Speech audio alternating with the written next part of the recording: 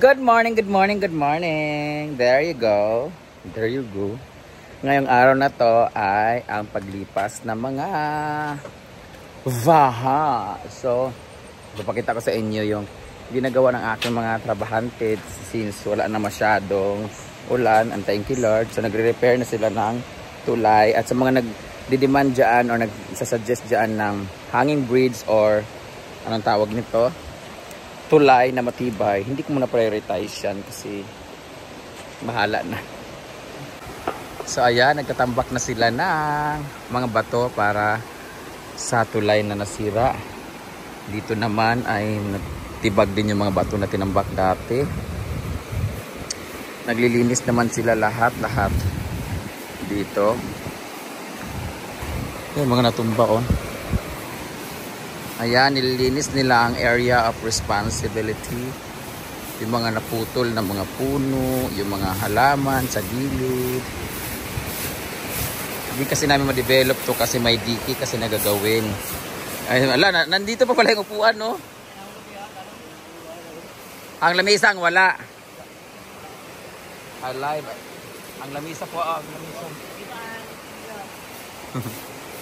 Ay, meron pa buo pala, oh. Ala, ba't ako dadya? Dili man na diya dapit. Dito man dikas. Ala, buti hindi nabasag, no? Matibay. Ang lamisa. Katubot ngitin ninyo, oh. Bag-ora ba ito siya, oh. Dito na butang, oh. Ay, kana, dili man na diya. Dili man na, ha? Ato na lang, di na lang na. Ano, nabasag, oh. Nga, nilangoy. Nga, ang putik, oh. Ginoo ko. Ayan, ito yung ni-repair na lamesa kahapon. Be? Alam, may lamesa na tayo, oh, maliit. Day! Paday! Paday! Meron na, ah? Ang doon ang wala. Rap! Rap, rap! Rap, rap! Paputol yung mga niyog. Tinan mo, basag-basag ko. Nawala yung saging. Oh, may mga bote. Basag. Grabe, oh, nakalot talaga siya, oh. Papaayos ulit natin yan ng mga bato.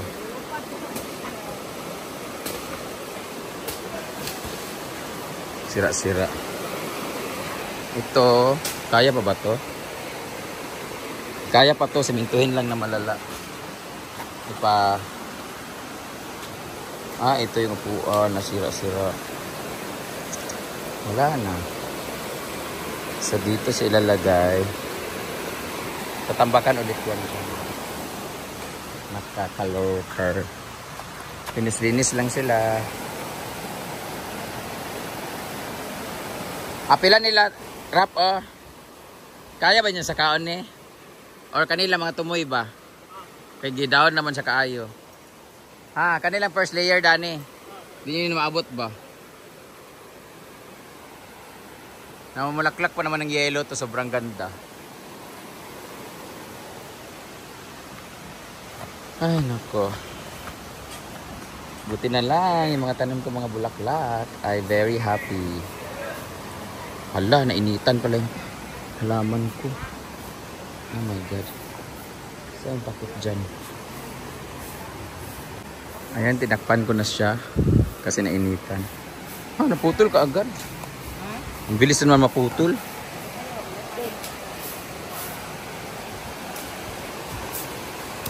Ayan.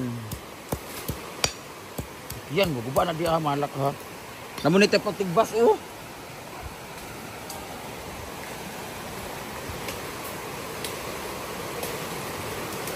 Ama na pwede lapugan din nang lapugan tanan basura oh.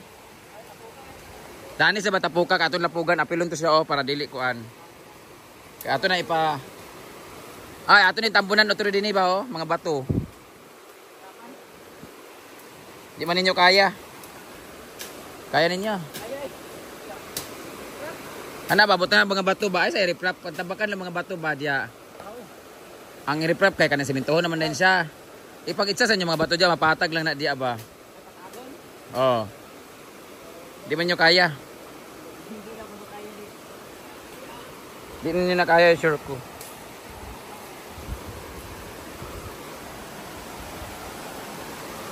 Paayos ko lang ito lahat. Ang laki ng gastos! Oh my God. Since gumagawa na sila ng tulay dito, mahuman naman ito nila ilang mga pambato dito. Kauman na dito, inyo din tabangan og mga butang mga bato, oh. Kailangan mahuman karong hapon, ha. Hintay. Kumahuman ni siya, tag sa kalibo ulit para pagdili. 100 ra. Diya itapok kaya atong lapugan diya. Apilon tog, lapog o katong mga dito, oh. Unya na lapugan hapon, hindi laya na. No, okay. Kailangan pa namin itong anuhin ng mga bato. Di naman eh, mabungkag gani ko solid yung gasimento. Nabungkag naman siya kay dili man kayo pagka, tana, hindi nga nasira, oh. Hindi mapag solid talaga, hindi. Ito, ano lang yan eh, bato lang yan, wala namang simento dyan masyado eh. Ayusin ko na lang pagsisimento para hindi siya may nagtitraining doon kasi.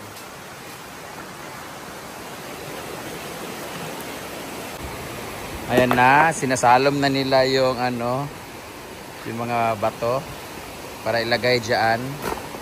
So hopefully wala na talaga yung malakas ulit. Ipapaganyan ko na dito, oh. Yan, ganyan dapat ang papagawa namin, kaso paano pa nila ginawa yan? Oh, yun saan nila baghimo na di ay? Ay, yun saan nila nabaghimo na ay sakyanan? Bakho na ana. Magpabakho na lang tabi para patag din itanan, no? Ay. Ay sa bako magpabakho ta ba ana? Yan diri ana. Nga padulong naman din yang dayk kuno dito. Aman tong dayk nila ignon.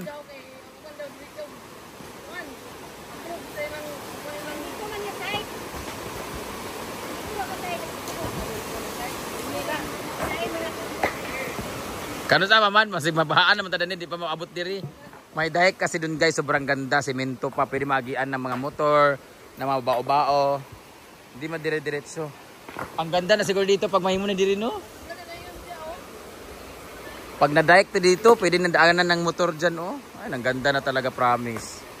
Kaso ngayon, wala muna.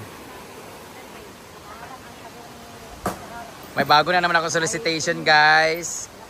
Hello, solicitation. Pero sa pinsan ko naman, civil engineer, si Nining te. Anak ko, Gigi ba? Gigi, saan ka mag-enroll ka? Mag-eskwela ka, otro. Tsaka ambot lang ani, kasi Nining mag-4th year naman.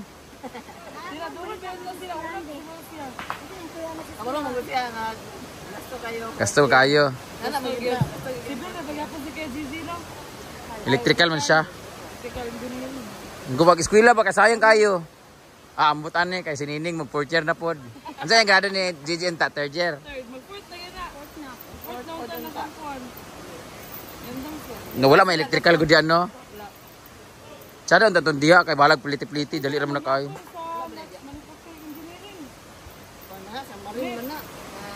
Yung anak kasi niya guys, mga matatalino, mga engineer. Mga engineer kasi.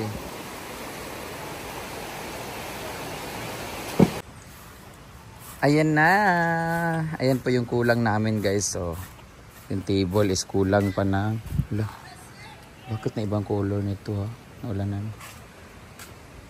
Pag nababad silang tubig, gaging ganito. Iba kasi ang acid rain, no?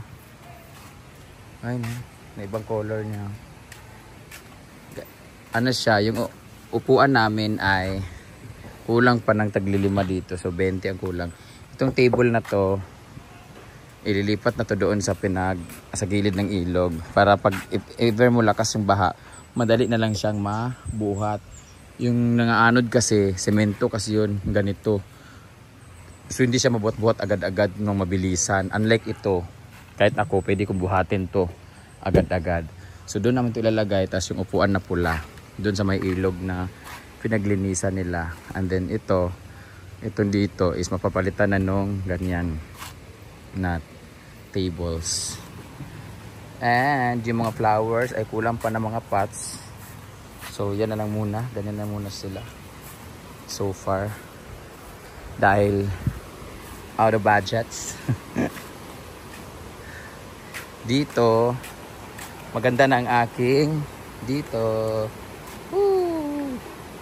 Kailangan ko na pala silang i-pruning guys, pero hindi pa muna ngayon kasi tag-ulan. So ito dapat mamulaklak na to. Ang ganda nito guys. So comment down kung anong tawag ng pangalan na sa inyo. Ito. Tapos dito sana mamulaklak na yung bonsai namin. Okay. Wala, meron na. Ay, wala pa. Meron na sana. Wala pang bulaklak. Sayang. Dito naman tayo. Dito ko plano ilalagay yung koi fish, pero wag na lang. Hala, namulaklak na pala, Ford. Ganda na ginawa ni Jefford, oh. Bye!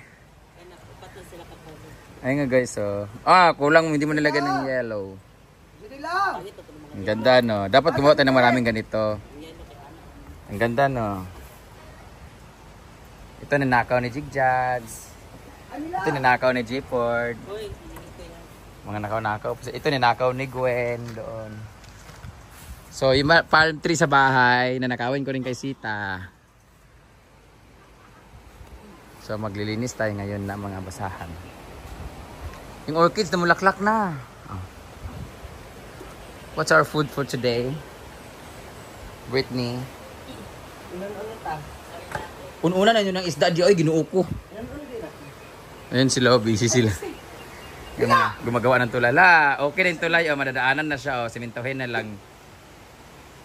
Solid. Kasi dati kasi, patsi-patsi lang kasi ng semento yun. Ngayon, solid siya. Ang problema, wala na kaming kawayan. So, order pa tayo ng kawayan tulay.